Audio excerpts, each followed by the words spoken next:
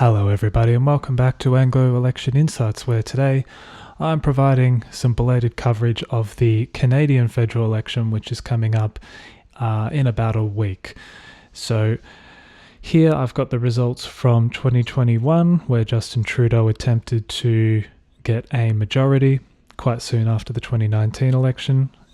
He wasn't able to do so. He had to form minority government with, I think it was the NDP, with the Conservatives forming opposition. So we can see here that the party leaders have changed.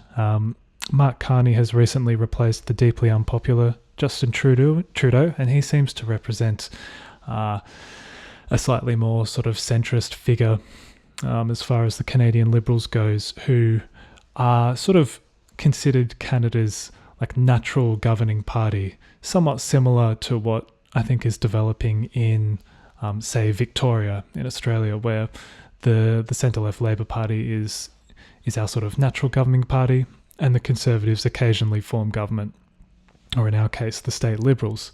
We can see that the Conservatives are now led by Pierre Poilievre, who has been something of a polarizing figure, we could say, but he's very eloquent, and he was very good at undermining support for Justin Trudeau, but he's struggled for cut through since Trump's tariffs and Mark Carney replacing Trudeau as leader.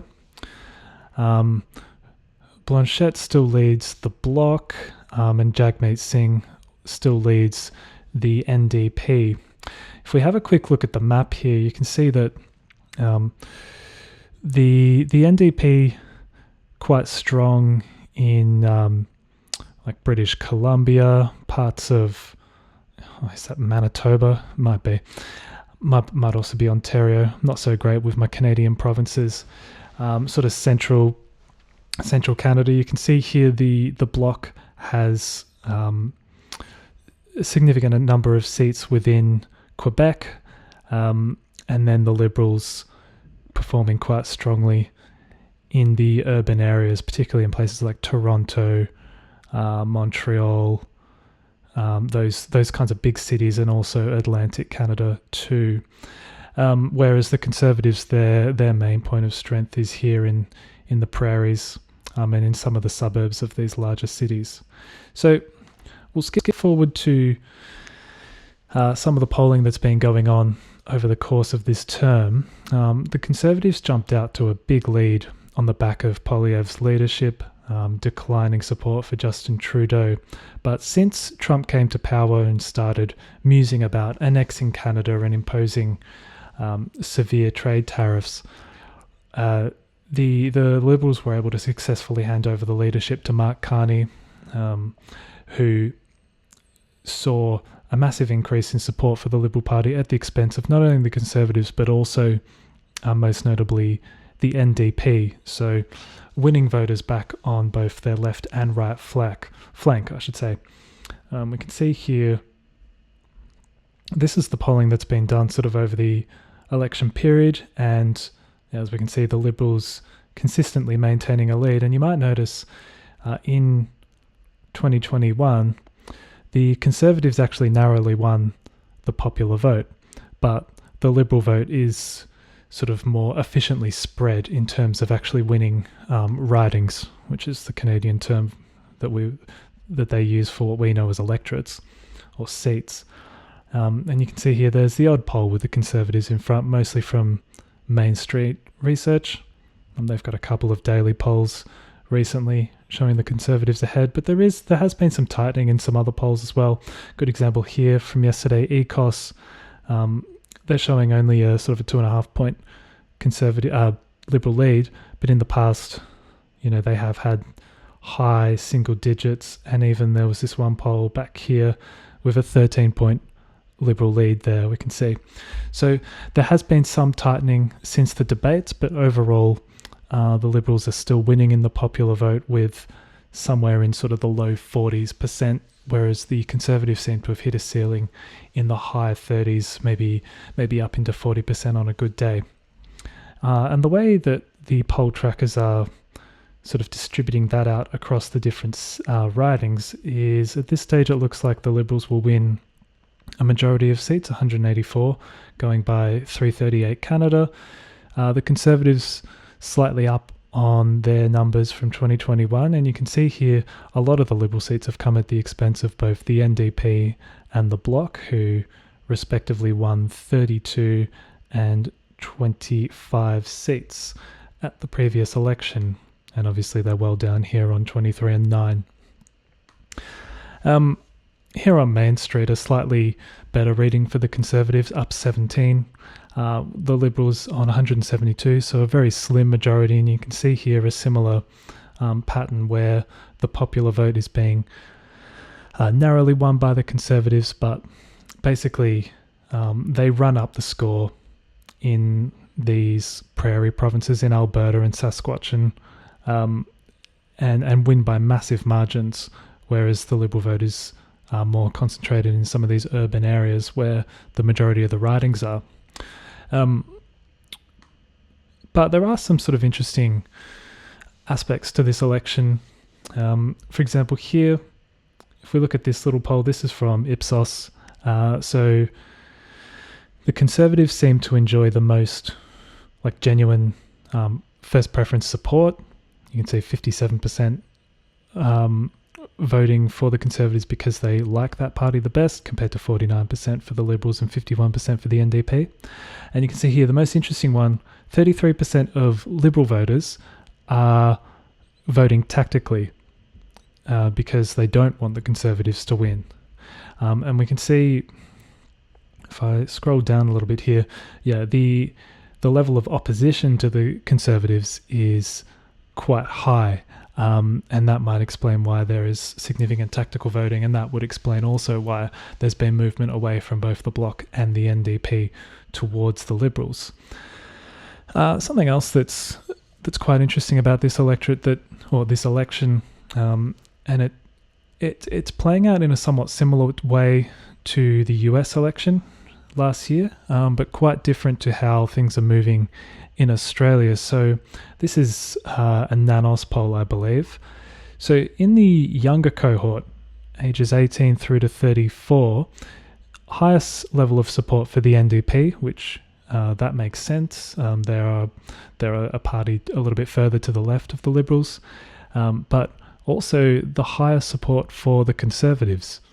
Then here, these older millennials, Gen Xers, this is sort of the battleground. This is probably the demographic group that will decide who ultimately wins the most seats and forms government. So quite tight there. Whereas the older cohort, 55 plus, greatly favouring the Liberals. They're on 50%. And this pollster is basically explaining it as that the coalition, I'm getting my Australian terms mixed in here. The Conservatives are more focused on those kind of bread and butter issues, things about cost of living, the economy, affordable housing, huge issue in Canada as well.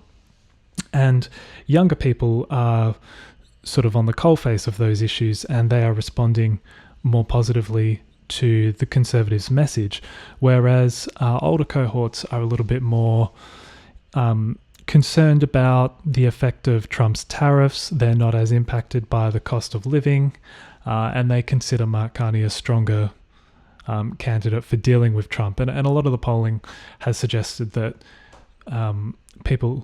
that there's this sort of generational divide between older Canadians who are worried about Trump and they're gravitating towards the Liberals, and then younger Canadians worried about the economy and the bread and butter issues, and they're going Conservative. And again, like here, we also have a gender divide. Women are massively favouring Mark Carney over Poilievre, and whereas with men, they don't provide numbers here, but the pollster Nanos is saying male voters are generally favouring Poilievre and the Conservatives. The other last little tidbit that I just wanted to point out is that early voting began over the Easter weekend, and apparently on the first day they had 2 million votes cast, and that is quite a big record for advanced voting, which we would call pre-poll, I guess.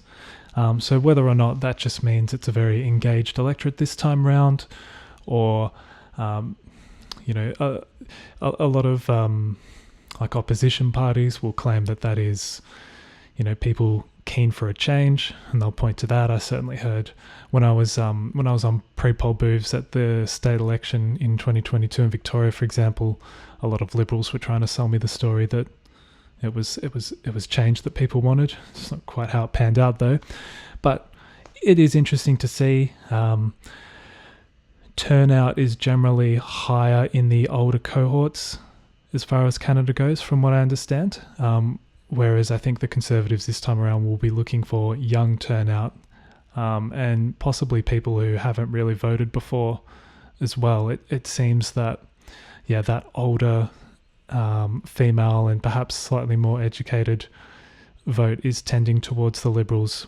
And we saw that in the US with that kind of vote heading towards the Democrats, but the Republicans were able to turn out a lower propensity, sort of more working class and poorer and sort of minority vote that really favoured the Republicans on the day. So the Canadian Conservatives will be looking for something similar, but at this stage it seems that they have it all to do, and the Liberal Party is set for a small majority.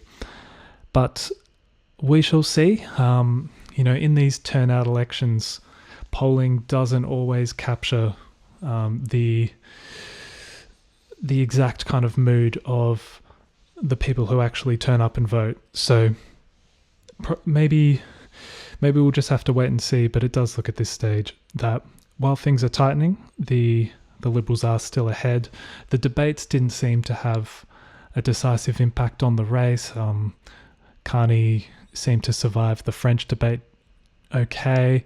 Poilievre landed some blows in the English debate, but a lot of people who watched did seem to think that Carney performed well. So probably still, status quo coming out of those debates, and the Conservatives very much running out of runway to turn this around. But thanks for watching, guys. Hopefully that has provided a bit of clarity as to what's happening over in Canada. Please comment your thoughts below, because I'm not following this election quite so much. So if you've got more insights than I do, I'd love to hear them, and I'm sure everyone else watching would too. Thank you very much. I'll be back with more videos on Australian federal politics this week. Bye for now.